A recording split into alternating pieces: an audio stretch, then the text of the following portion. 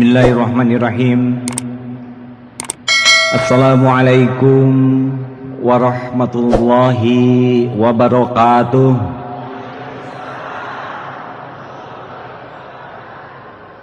Alhamdulillahilladzi anzala as-sakinata fi qulubil mu'minin liyazdadu imanan ma'a imanihim. Allahumma salli wa sallim wa barik ala sayyidina wa maulana Muhammad wa ala alihi wa ashabihi ajma'in, amma ba'du. Ya Allah, wahai yang maha gagah, yang menggenggam langit dan bumi, yang menguasai segala kejadian, jadikan pertemuan ini pertemuan yang Engkau ridhoi, menjadi terbukanya hati-hati yang tertutup, tercahayainya hati yang gulita, melembutnya hati yang membatu, dan jadikan pertemuan ini membuat hati kami saling mengasihi di jalan-Mu. Amin ya Allah ya Rabbal Alamin. Saudara-saudaraku sebangsa dan setanah air, negara Indonesia didesain oleh Allah Subhanahu wa Ta'ala ternyata begitu strategis, begitu besar, begitu berpotensi. Kalau kita berbicara Jepang, Jepang itu tidak lebih besar daripada Sumatera.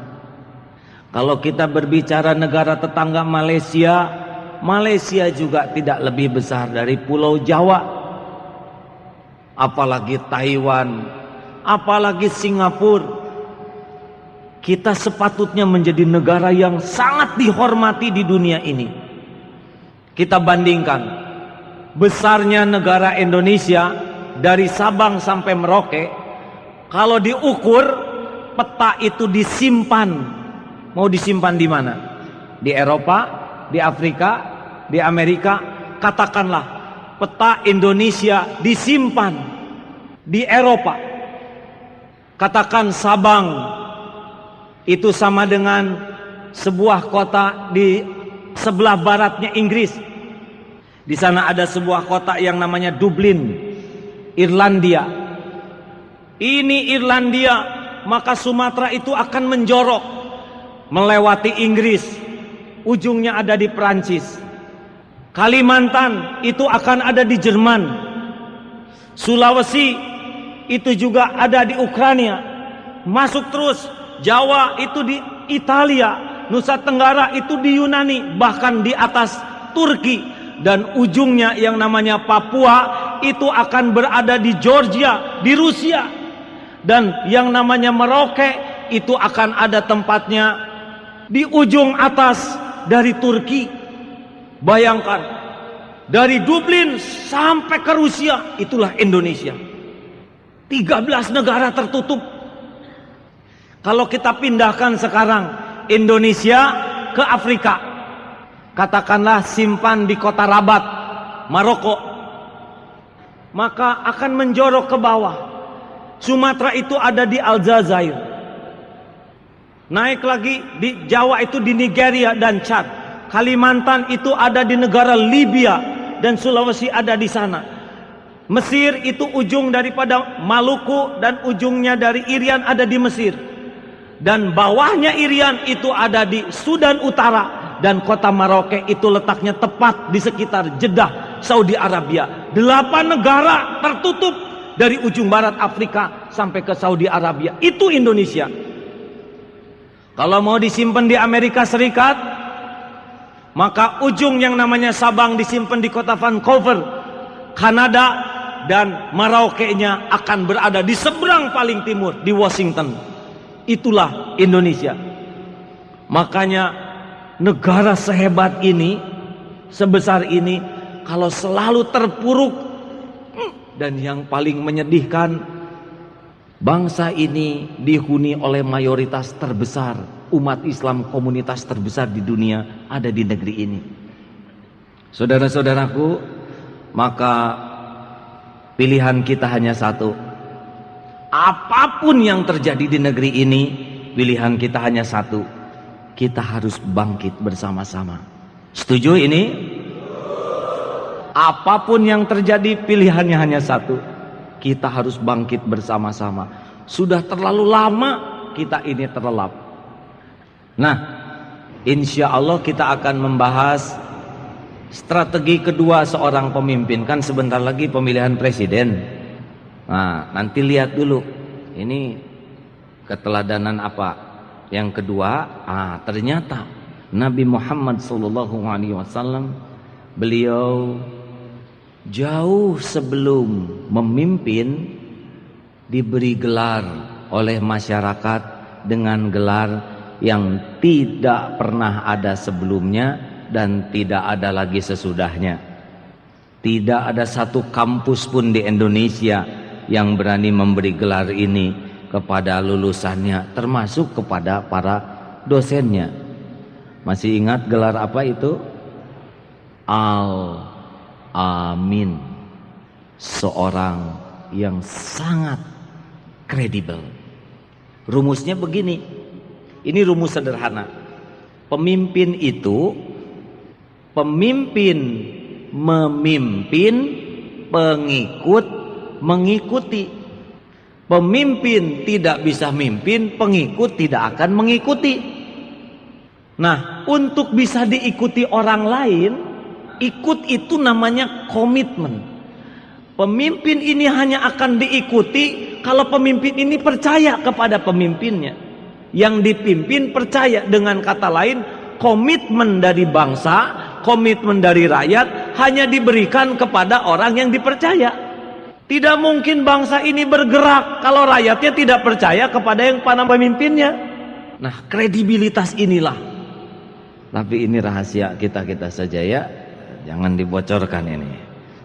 Ternyata faktor kredibilitas itu minimal 3. 1, seorang pemimpin yang kredibel, syarat mutlak awalnya adalah jujur, terpercaya. Tidak ada dusta di antara kita. Tidak pernah ada bohong. Tidak ada janji yang diingkari. Tidak ada amanah yang dikhianati. Ini penting. Orang yang jujur, waktunya, tenaganya untuk maju pesat sekali. Kenapa? Karena orang yang tidak jujur, waktunya akan habis untuk menyembunyikan ketidakjujurannya. Sekali kita bohong, bohong itu akan mencuri waktu kita. Bohong itu akan menjadi penjara bagi kita. Kita akan kehilangan sebagian hidup kita hanya untuk melindungi ketidakjujuran kita. Nah, celakanya kalau sudah bohong, dilindungi bohong, bohong ini juga harus dilindungi. Maka ngebohong lagi, jadilah astukib, asli tukang kibul. Saudara-saudaraku, bagaimana mungkin kita punya pemimpin astukib? Orang-orang yang tidak jujur, dia tidak akan pernah bisa berprestasi dengan baik. Karena waktu, tenaga, pikirannya tidak pernah maksimal. Tetapi orang yang jujur, apa yang harus kita takuti? Kemarin sudah dibahas. Orang yang tidak jujur saja ingin senang kepada orang yang jujur. Para koruptor itu dia tidak mau ditipu, padahal dia tukang tipu, ya. Suami yang selingkuh itu tetap ingin istri dan anaknya jujur, padahal dia juga tidak jujur. Aneh. Yang tidak jujur aja senang kepada yang jujur, ya. Ibu ingin punya suami jujur? Yang jelas suaranya, Bu. Ingin punya suami jujur? Kurang jelas. Ingin? Ibu siap kalau suaminya jujur? Kenapa jadi pudar begini? Siap. Ada suami jujur, istri kelenger, ada itu. Mama sing sabar ya, anggap saja ini anak mama. Saudara-saudaraku sekalian, orang yang jujur itu disukai siapapun. Orang tua senang kepada anak yang jujur, guru senang kepada murid yang jujur. Sekarang mah saya susah cari modal. Tanya, kata yang punya uang, justru kami mencari orang-orang yang jujur yang bisa mengelola uang kami. Jadi memang orang jujur inilah yang dicari. Kenapa kita tidak tampil saja kita jadi orang jujur ya? Halo? Setuju tidak? Tiap orang nyari orang jujur, perusahaan nyari karyawan jujur, karyawan senang atasan jujur, semua orang nyari orang jujur. Tampil saja kita jujur. Tapi kenapa bangsa ini dikenal sebagai bangsa korup, bangsa tidak jujur? Tahu penyebabnya kenapa orang tidak jujur? Orang tidak jujur karena dia kurang iman. Kalau orang sudah yakin rezeki dari Allah, kenapa sih harus licik? Jauh sebelum lahir kan rezeki sudah habis dibagikan beres ya. Garong aja dikasih uang, masa kita enggak? Gajah aja tidak sekolah gemuk-gemuk, masa kita tidak kebagian? Makanya jangan pernah pilih pemimpin yang tidak mengenal Allah. Tidak mengenal Allah, dia tidak akan takut. Dia hanya mengenal dunia, tertipu oleh dunia, dan kita jadi sasarannya. Stop. Pertanyaan pertama kalau nanti pemilihan capres, orang ini jujur tidak? Ya. Kalau sudah banyak bohongnya, jangan dipilih, nanti kita ditipu, cilaka ya. 2. Cakap memuaskan. Semakin banyak kekecewaan, semakin turun kepercayaan. Mama, tolong masakin nasi goreng. Pas datang tuh asin. Ma, ini terlalu asin. Oh ya maaf pak, bikin lagi. Besoknya tuh pedas. Mama, ini maaf terlalu pedas. Besoknya lagi tuh pecin. 1, 2. Tapi kalau sudah terlalu sering bikin kesalahan, itu tidak akan dipercaya lagi. Betul tidak? Oleh karena itu, kalau mau kita punya pemimpin yang baik atau kita belajar jadi pemimpin, mulai sekarang kita harus ekstra hati-hati membuat track record kita, membuat perjalanan hidup kita. Kita pasti akan berbuat kesalahan, tetapi jangan sampai kesalahan itu berulang-ulang bahkan semakin besar. Kita akan jatuh wibawa ketika kita terbiasa berbuat kesalahan. Tetapi kalau kesalahan membuat kita bangkit menjadi lebih baik, insya Allah. Nah bangsa ini terlalu besar untuk sebuah kesalahan. Kita harus cari pemimpin yang memang punya kemampuan memuaskan. Kalau ibu bertanya, kenapa suami saya AA kalau dulu kelihatannya cinta, sekarang kok masih cinta tapi kelihatannya kepada yang lain misalkan. Nah sigma ini yang harus kita pelajari. Jadi gampang untuk kredibel itu namanya sigma kepuasan ya. Jadi contoh yang paling dekat itu, maaf kalau ini berulang ya. Suami pulang, dinilai itu bu, bagaimana supaya suami puas? Cium tangan, ibu harum semerbak, siapkan air hangat.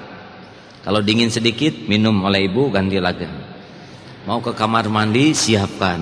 Ketika makan, siapkan. Kalau makan dengan ikan, ikannya untuk suami, kepalanya untuk ibu, cucuknya untuk kucing ya. Puas. Kalau di kamar rapi, bersih. Kalau ada modal pakai pengharum, ibu penampilan yang menawan seperti wanita penggoda ya. Orang yang maksiat aja begitu genitnya, kenapa yang halal tidak genit? Ini serius hadirin. Orang yang mau maksiat aja mati-matian menggoda, kenapa ibu yang sudah diberi modal kurang godaan? Mau pergi ke kantor, antar sampai pintu, cium tangan, doa. Ku lepas di kau pahlawan. Waduh, sambil lambai-lambaikan kain kafan ya. Wah, supaya suaminya ingat ke Allah. Ketemu, makan, tidur di rumah, pergi, puas, kenangannya indah. Tetapi kalau sigmanya sebaliknya, sigma kekecewaan, ketika datang, mama, apa lu mama, duit sedikit, banyak omong. Di mana kamu, bawa duit berapa? Punya keinginan, sebel, punya suami malas kayak gini. Pulang kecewa. Mau makan, mah ada makanan apa?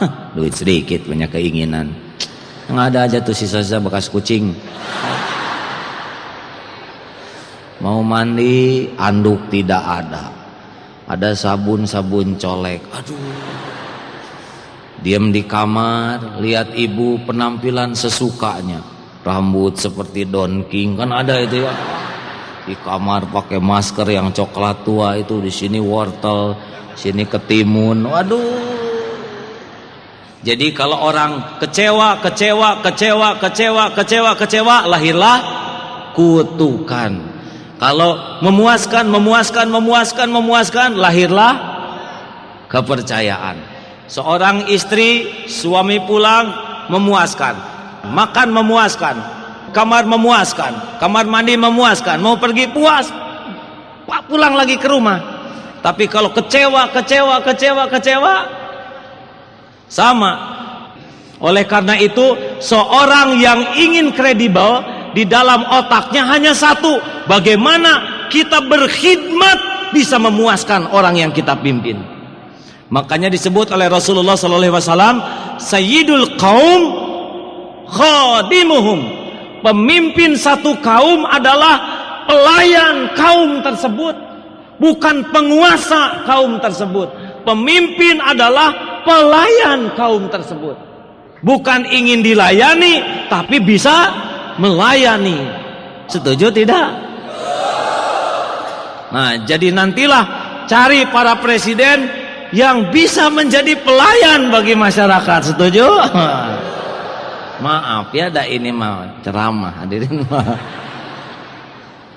Saudara-saudaraku yang budiman, jadi pemimpin itu bukan seperti ini di dalam Islam, bukan di sini letaknya, tetapi piramida terbalik di sini. Pemimpin itu harus paling banyak pengorbanan pikirannya, pengorbanan tenaganya, pengorbanan hartanya. Dia boleh tidak punya apa-apa, yang penting rakyat dan umatnya sejahtera. Itulah yang dilakukan Rasulullah yang mulia. Nabi Muhammad kaya, tetapi habis kekayaannya dinafkahkan untuk melayani umatnya. Jangan terbalik, umatnya dimiskin, pemimpin jadi kaya. Ini tidak boleh. Saudara-saudaraku sekalian, yang ketiga, pemimpin hanya akan kredibel kalau dia kreatif, inovatif. Nah, ini maaf bahasanya seperti itu ya. Mengapa sekarang dipilih jadi pemimpin? Tunggu sebulan, 2 bulan. Yang pertama dipuji, tempo 1 tahun bisa dikutuk. Kenapa? Kalau dia tidak menjadi bagian dari solusi. Makanya maaf saja, jangan bangga dipilih jadi pemimpin. Jangan bangga diberikan jabatan, karena jabatan itu awal kehinaan. Kalau kita tidak mampu terus mengembangkan kemampuan diri kita menjadi solusi. Lihat handphone, handphone yang 1 tahun yang lalu sekarang hampir tidak laku, berlomba terus. Makanya ciri khas orang yang akan kredibel, kekayaannya bukan pada uangnya, tapi bagaimana dia mengembangkan dirinya terus menerus, belajar kepada siapapun, berlatih untuk mengendalikan diri. Dia terus cari ilmu, cari input, cari wawasan baru, tidak pernah malu. Makin dia mengembang kemampuannya, insya Allah dia makin bagian yang kreatif, solusi bagi negeri ini, insya Allah. Mudah-mudahan Allah yang maha tahu siapapun mengaruniakan kepada kita orang-orang yang jujur, terpercaya, cakap memuaskan, serta kreatif, inovatif untuk menjadi solusi bagi negeri ini. Amin ya Allah ya Rabbal Alamin. Nah, salah satu keterampilan besar bangsa ini, tahu belum? Jadi bangsa ini sangat terampil berantem dengan saudaranya sendiri. Jadi kita itu seperti sebuah keluarga besar sedang jalan masuk ke dalam lubang terus sama-sama. Nah di dalam lubang itu bukannya keluar, berantem. Kamu sih onyong. Ada juga yang kreatif, morotin yang di dalam. Dompet hilang, ambilin, ngumpulin sepatu terus ngumpul-ngumpul. Nah ini koruptor ini ya. Nipu lagi, kamu mau nggak naik ke atas, bayar dulu sama saya. Padahal dia juga nggak naik-naik. Ada juga yang mau naik sendirian aja, nggak naik-naik juga. Selebihnya saling mengutuk, saling mencela, tidak pernah keluar. Yang kita butuhkan sekarang adalah semangat bisa bersatu padu. Makanya diharapkan siapapun kelak yang akan memimpin bangsa ini, terserah siapa saja, syarat pertamanya kalau kita mau keluar adalah belajar untuk bersatu padu. Ingat konsepnya 3 semangat, masih ingat tidak pelajaran ini? Agar kita bisa bersatu, syarat yang pertamanya adalah semangat bersaudara. Si mata ini kalau lihat orang lain harus lihatnya sebagai saudara kita. Saudara macam-macam, ada saudara sekandung, ada saudara sesuku, ada saudara seakidah, tapi ada juga saudara sebangsa. Kalau lihat orang lain sudah jadi musuh, maka perkataan bagai pisau, lebih cenderung ingin merusak, ingin cenderung menghancurkan. Tapi kalau tatapan kita melihat orang lain sebagai saudara, hati jadi lembut. Lihat anak-anak jalanan, itu saudara kita, itu anak-anak kita. Kalau dia mau milih, dia pasti tidak mau hidup di jalanan seperti itu. Saudaraku sekalian, tataplah mereka, aduh apa yang bisa saya lakukan. Begitu pula partai-partai yang ada. Kalau setiap partai jadi musuh, atuh tiap partai punya 23 musuh. Capek.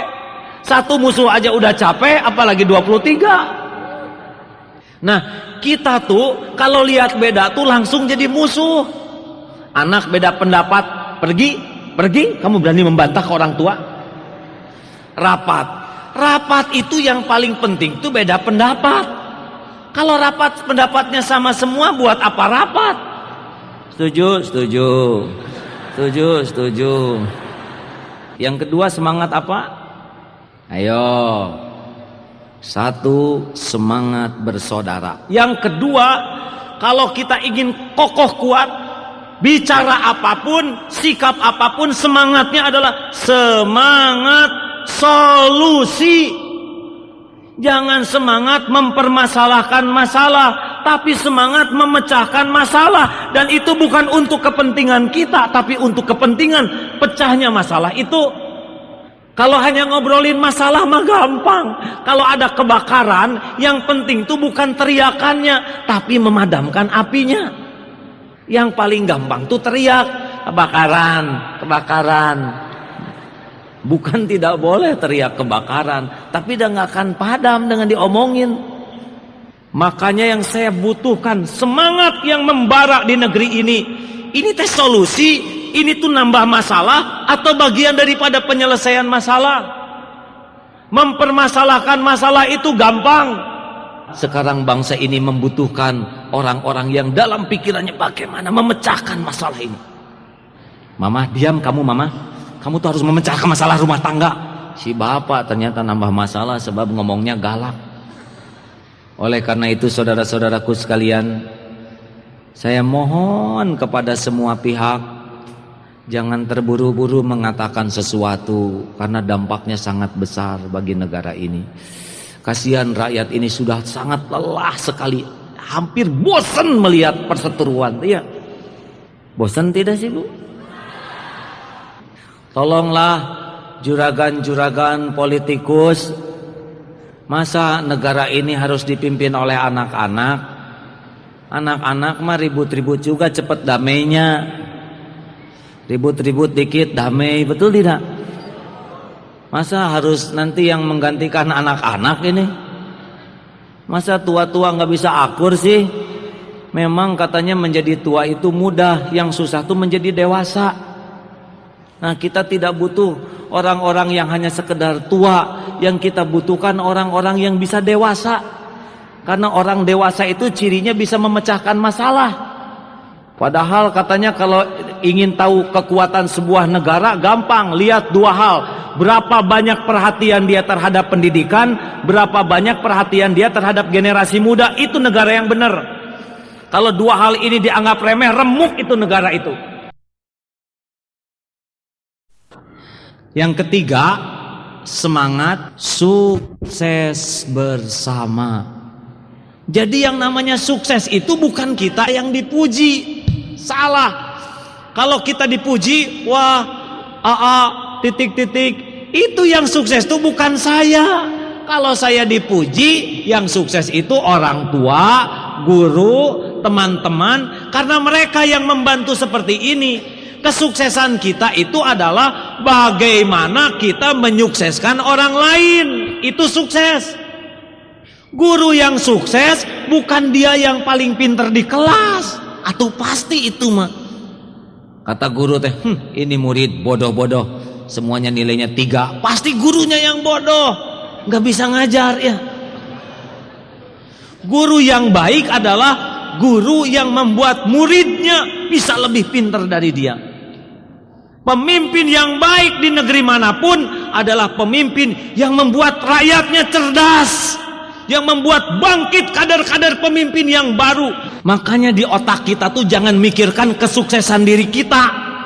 Otak kita tuh selalu memikirkan bagaimana kita menyukseskan orang lain. Kalau kita punya pembantu di rumah, pikiran kita bukan menyerap tenaga dia. Pikiran kita bagaimana pembantu ini bisa maju, bagaimana anak-anaknya bisa maju, bagaimana kalau ibunya jadi pembantu di rumah, anaknya kita sekolahkan jadi sarjana. Otak kita tuh mikir terus bagaimana menyukseskan orang lain. Lihat tetangga, bagaimana tetangga saya bisa sukses. Lihat karyawan, bagaimana karyawan kita bisa sukses. Itulah kesuksesan.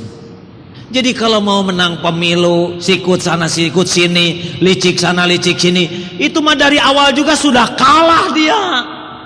Walaupun dapat suara, tapi dia tidak dapat dirinya. Kalau mau menang pemilu mau apa sih? Mau apa sih? Nggak lama lah jadi penguasa Indonesia mah mati nanti juga, betul tidak? Sekarang mau apa? Rebutan-rebutan, sikut sana sikut sini, licik-licikan, mau kemana? Mati, demi Allah mati nanti juga. Tinggal matinya harum atau bau namanya. Itu kan? Sekarang saudara jadi punya kedudukan jabatan tapi dikutuk, dilaknat. Terus apa artinya? Makanya maaf saja, buat saya mah pemilu yang menang itu adalah pemilu yang jujur. Pemilu walaupun berapa sajalah bilangan mah itu mah enggak begitu signifikan. Yang mahal itu kejujurannya. Yang licik-licik siapa aja? Mau menang aja udah licik, gimana udah menang nanti ya, bahaya, betul tidak?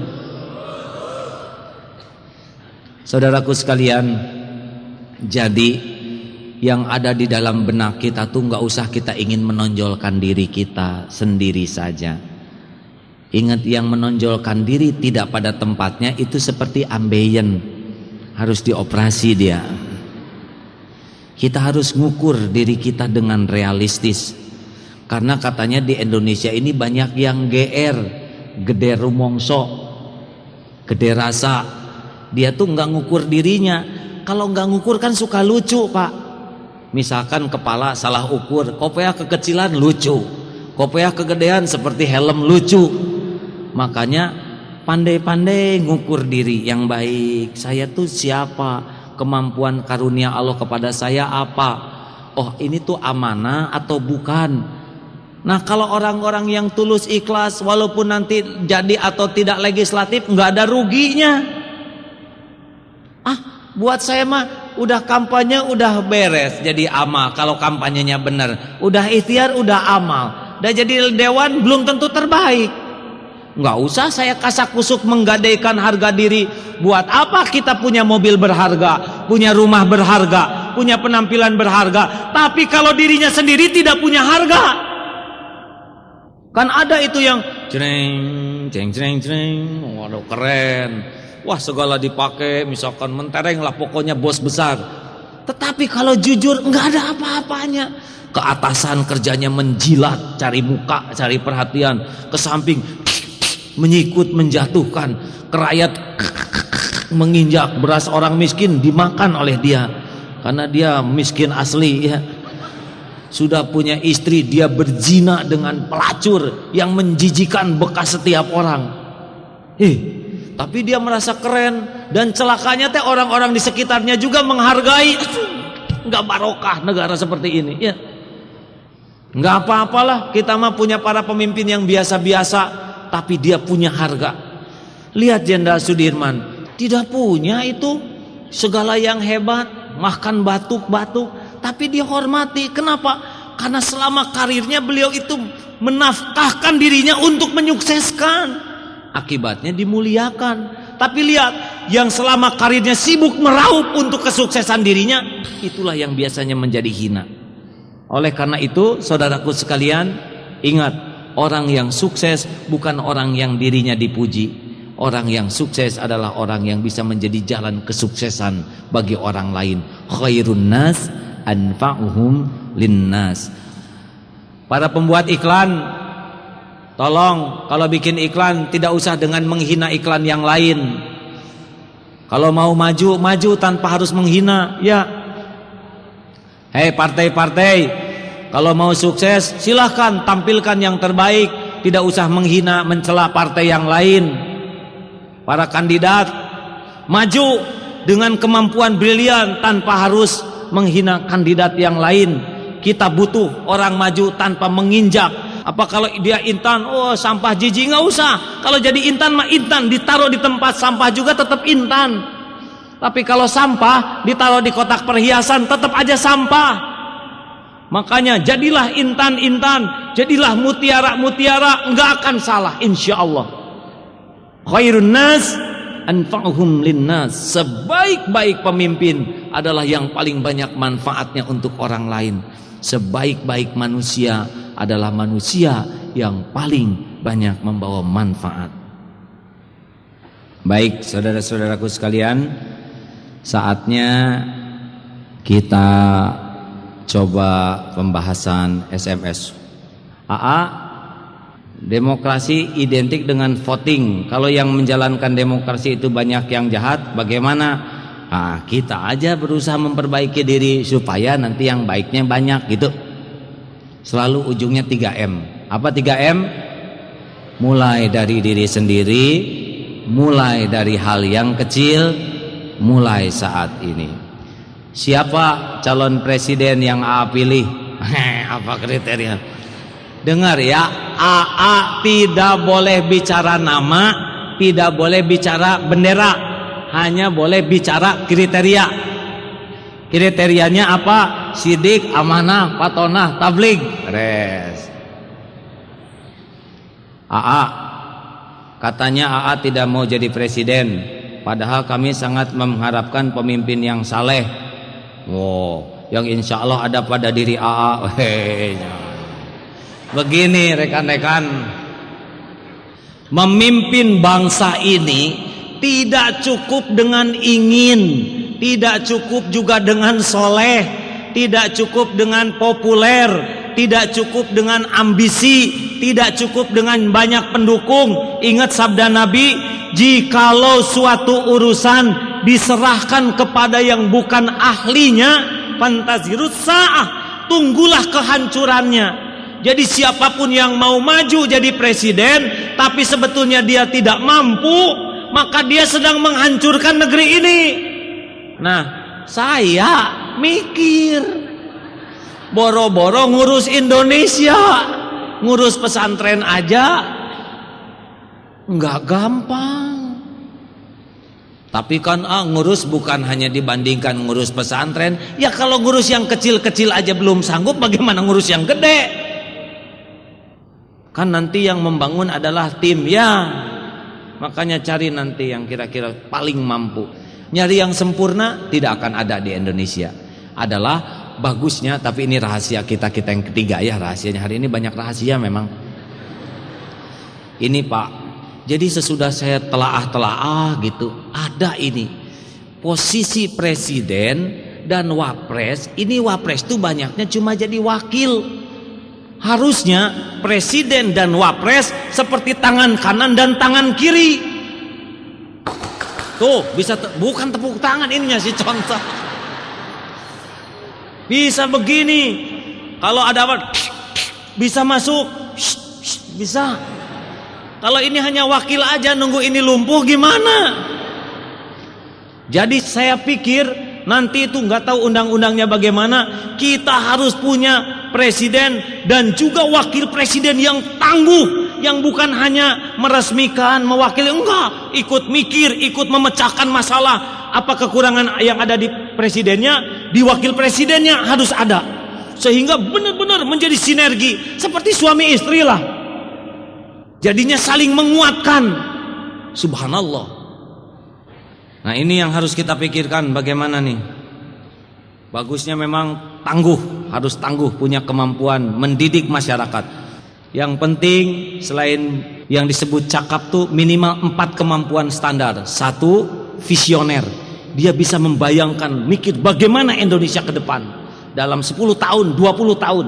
Yang kedua, ahli strategi, bagaimana menyusun pentahapan dengan brilian. Yang ketiga, ahli menggali potensi dan mensinergikan potensi masyarakat, dibangkitkan potensi masyarakat dan bisa seperti ini. Dan yang keempat, pemimpin sejati, dia bisa mendorong masyarakat bergerak, masyarakat jadi ngerti cita-citanya, masyarakat jadi ngerti pentahapan mencapai cita-cita. Jangan sampai ingin bangunan baru juga gali pondasi, ini gagal nih. Kenapa? Mana nggak ada gentengnya? Genteng mana nanti? Kalau mau ngebangun bangsa ini harus siap dengan pentahapan. Tolong, harus ada yang bisa mendidik, menggerakkan masyarakat. Yang pasti menyelesaikan bangsa ini tidak boleh oleh sendirian, mustahil. Tidak mungkin satu kelompok, tidak mungkin juga satu partai. Ini mah saya mau wanti-wanti ya kepada siapa saja yang jadi presiden atau wapres atau apa. Tolong, satu hal yang agak terabaikan di negeri ini adalah peranan generasi muda. Pasti berakhir orang tua yang ada sekarang ini, mau tidak mau bakal berakhir. Kalau anak-anak mudanya seperti sekarang ini, maaf ya, tidak jelas cita-citanya, tidak jelas tata nilainya. Wah, ingin hura-hura. Yang ditonton juga banyak yang tidak puguh mau kemana. Saya mengebayangkan bangsa ini seperti apa nanti ya. Kalau tontonan-tontonannya tidak mendidik, padahal itu dilihat, anak kepada guru jadi tidak sopan, ke orang tua tidak sopan, tidak mengerti tujuan hidup, tidak mengerti bagaimana mencapai prestasi dengan baik. Saya cemas juga nih, ada perlombaan-perlombaan yang membuat sukses itu dicapai dalam tempo begitu ringkas. Nggak bisa. Sukses itu adalah sebuah proses. Orang yang tiba-tiba melejit, mental tidak kuat, iman tidak kuat, dia akan jadi contoh buruk nanti. Makanya kita harus ada yang mendidik bangsa ini dengan baik. Harusnya presiden, wapres, para menteri adalah pendidik yang baik bagi bangsa ini. Setuju? Alhamdulillah. Saudara-saudara, saya mohon kepada seluruh masyarakat di Indonesia untuk tidak mudah bereaksi kalau ada informasi yang kurang berkenan. Kalau ada hal-hal yang kurang enak, ingat rumusnya BAL ya. BAL itu apa? Carilah informasi yang benar.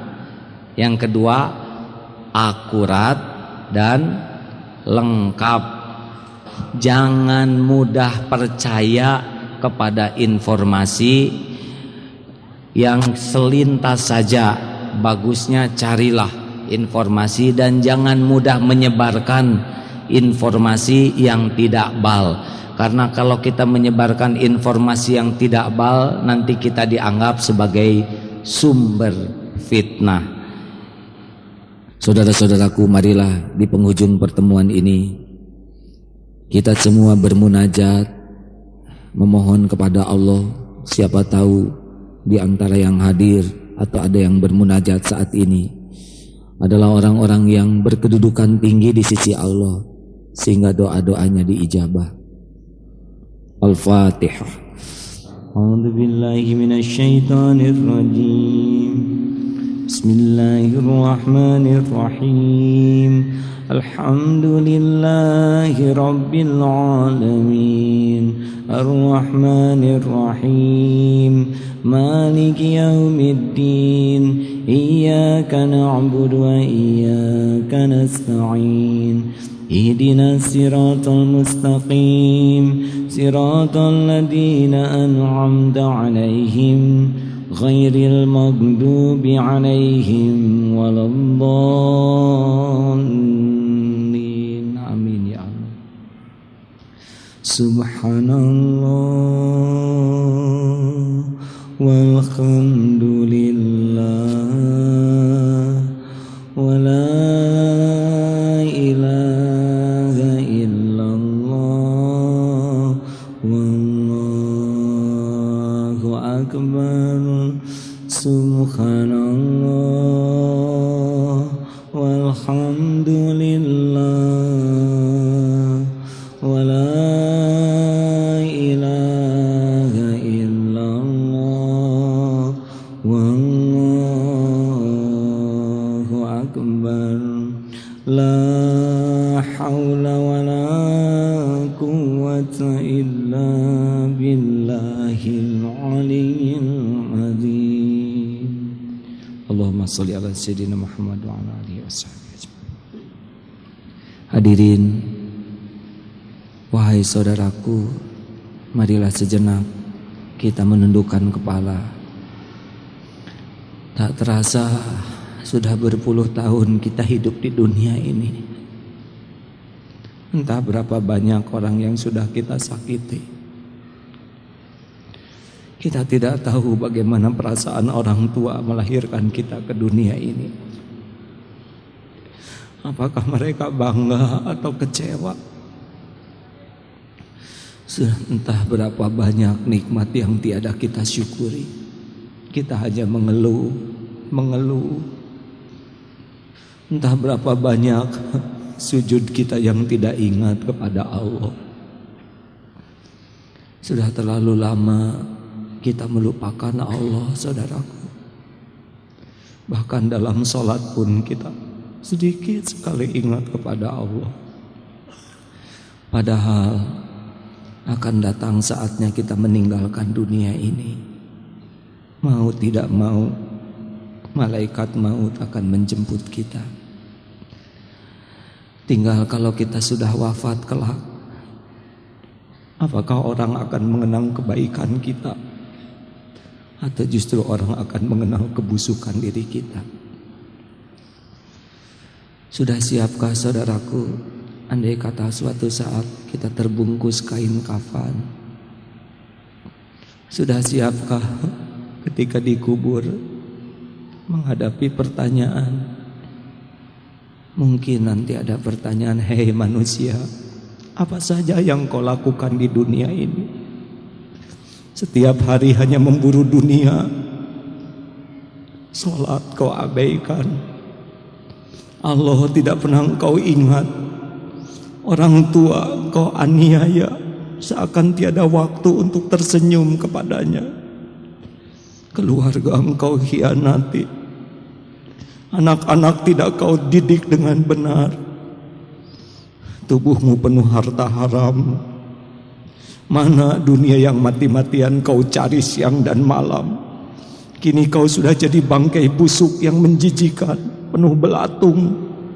Mana dunia yang siang malam kau rebut? Saudaraku, tidak ada teman bagi kita di kubur selain hanya amal-amal kita.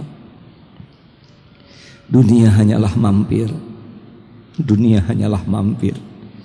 Dunia hanyalah tempat kita berbekal pulang. Dunia adalah tempat kita mempersembahkan yang terbaik dari kehidupan kita. bukan agar mendapatkan imbalan duniawi, tetapi itulah tugas kita di dunia ini. Kita harus melakukan yang terbaik. Kita tunggu saat kematian kita. Orang tua kita harus puas dengan kehadiran kita. Keluarga dan anak-anak kita harus puas memiliki orang tua seperti kita. Tetangga kita harus puas merasakan bertetangga dengan kita. Kita akan tunggu saat kematian kita dengan ikhlas, andai kata kita sudah mempersembahkan yang terbaik dari hidup ini. Allahumma salli wa sallim wa barik ala Sayyidina Muhammad wa ala alihi wa ashabihi ajma'in. Ya Allah, wahai yang maha mendengar, Engkau tahu hati kami jarang ingat kepadamu. Engkau pun telah saksikan nikmat yang Engkau beri jarang kami syukuri. Engkau pun sudah tatap betapa banyak maksiat yang dilakukan oleh tubuh kami ini. Hari berganti hari, dosa kami kian melimpah, sedang umur kami kian sedikit. Ya Allah, jadikan siang ini menjadi ampunan bagi seluruh dosa-dosa kami. Wahai yang maha pengampun, ampunilah sebusuk apapun diri kami, sekelam apapun masa lalu kami. Ampuni jikalau pada tubuh ini ada harta haram, ada makanan haram. Ampuni jikalau tubuh kami ini pernah melakukan perbuatan haram, ya Allah. Ya Allah, ampuni kedoliman kami kepada ibu bapak. Berikan kesempatan bagi kami membahagiakan orang tua kami, ya Allah. Selamatkan ibu bapak kami. Ampuni dosa-dosanya, ya Allah. Muliakan dunia akhiratnya. Rabbana hablana min azwajina wa dhurriyyatina qurrata a'yun waj'alna lil muttaqina imama.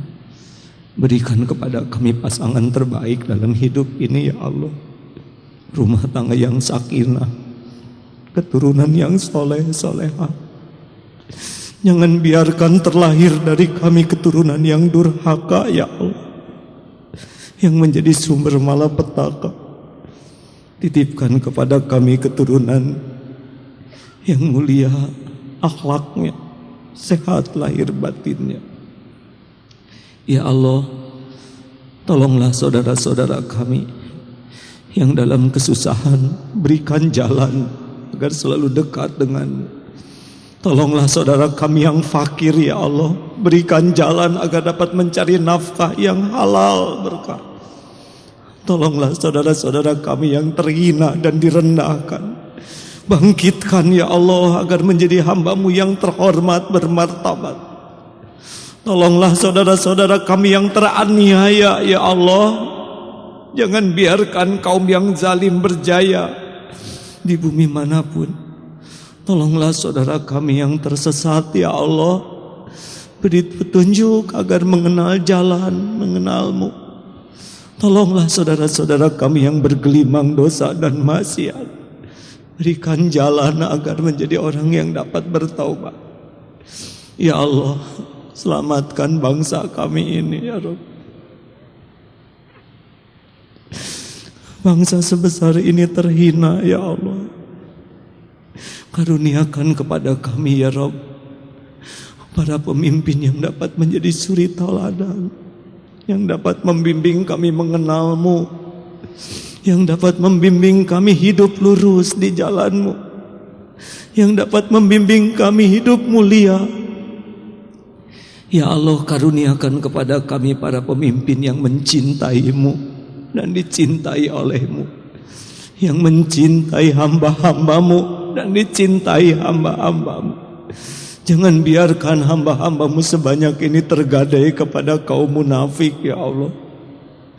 Jangan biarkan kami tergadai kepada orang-orang yang fasik. Ya Allah, hanya Engkau lah yang menggenggam bangsa kami ini. Selamatkan ya Allah, berikan kesempatan bagi kami untuk merubah segala kemiskinan ini menjadi martabat di sisimu. Ya Allah, tolonglah. Jangan biarkan kezaliman berjaya di belahan bumi manapun ya Allah. Jangan biarkan kaum yang zalim merasakan kemenangannya ya Allah. Bangkitkan hanya yang adil, yang mulia dalam pandanganmu. Rabbana atina fid dunya hasanah wa fil akhirati hasanah wa qina adzabannar. Ya Allah, jangan biarkan bangsa ini berpecah belah. Jangan biarkan umatmu bermusuhan. Lunakkan hatinya ya Allah, agar merasakan indahnya hidup saling menyayangi di jalan yang Engkau ridhoi. Rabbana atina fid dunya hasanah wa fil akhirati hasanah wa qina adzabannar.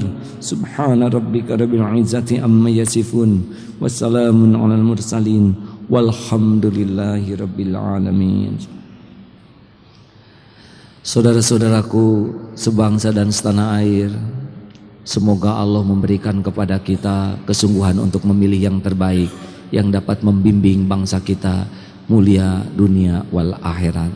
Selamat berjuang. Assalamualaikum warahmatullahi wabarakatuh.